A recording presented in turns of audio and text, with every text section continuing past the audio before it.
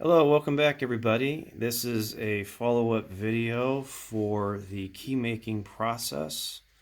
In the prior video I described the picking technique, and it was not an actual on-camera demonstration, as you well know. I did a little follow-up write-up about the mechanics of these locks. There is two I would say fences, if you will, and this thing has a unique fence. It's almost like a cam that rotates, but the bottom tumbler corresponds to a wider diameter fence. It has a dedicated one tumbler fence, if you will, and the inner cylinder or the fence is dedicated to the top four tumblers. This is a very, very unique design. When I got this lock, I could actually see little shards of the seal that was left inside the lock. That was kind of cool.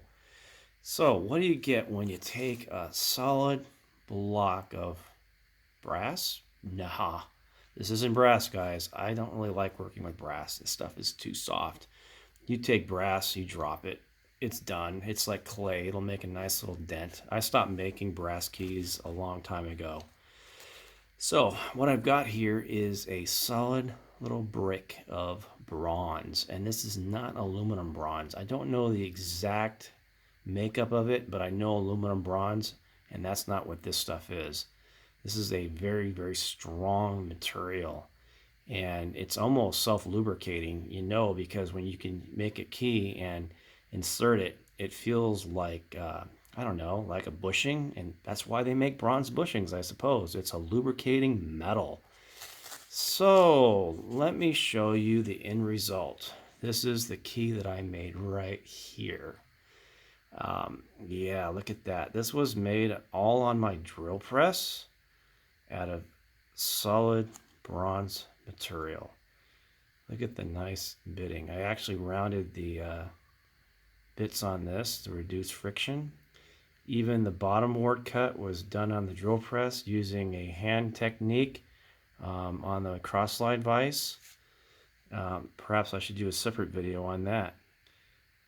Yeah, this key works very, very well. Get a little bit more of a close-up here on this.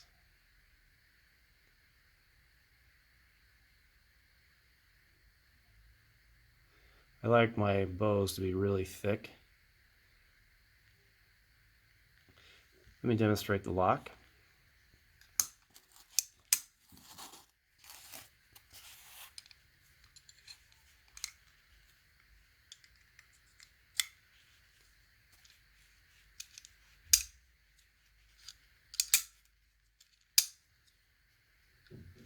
One has to take the key out, and up comes the seal cover plate.